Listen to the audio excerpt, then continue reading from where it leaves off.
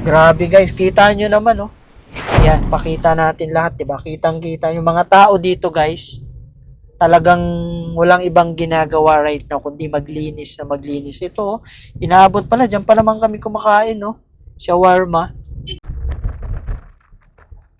Ayan, ito yung Tumana Bridge, guys. Na kung saan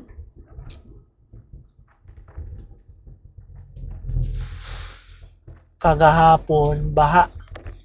Ito. Baha ang mga bahay. Ayan, no? Pakita mo yung Tumana. Umupa na.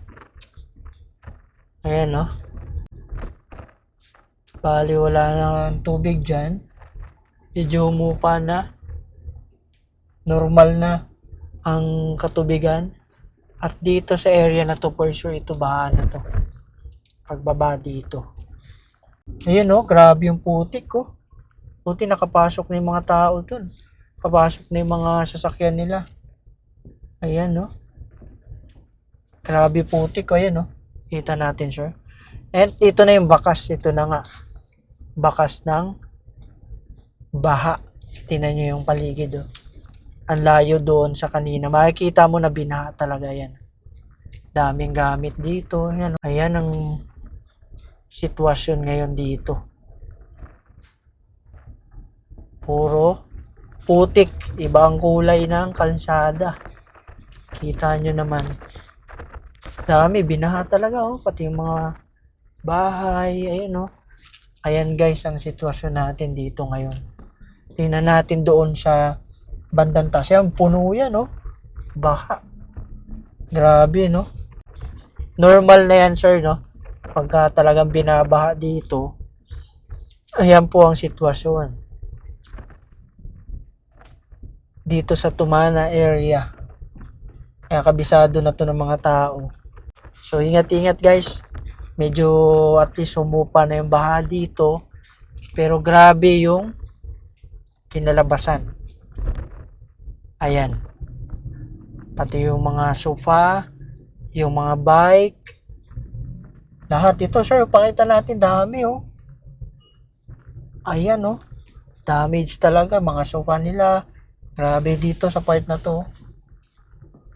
Ayan, oh. And may kita mo yung kalsada dito sa gitna. So, kita mo yung bakas talaga ng baha dito. Kaya, medyo alerto na talaga yung mga taga Barangay Tumana dito sa part na to. Dahil itong area na to is binabaha talaga. Especially pag umulan ng tuloy-tuloy. Diba? Grabe guys. Kita nyo naman, oh. Yan, pakita natin lahat, 'di ba? Kitang-kita yung mga tao dito, guys. Talagang walang ibang ginagawa right now kundi maglinis na maglinis. Ito, inaabot pala diyan pa naman kami kumakain, no? Shawarma.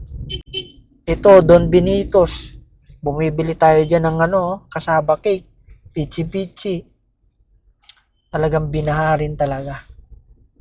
So, ito ngayon medyo na traffic tayo dito sa area na to. Pero, pansin nyo naman yung bakas talaga guys, ng kalsada. Kitang-kita. Talagang inabot to ng tubig at ng baha. Kaya doble ingat tayo guys sa mga taga Barangay Tumana at sa marami pang part na mga binabaha na lugar. Ayan.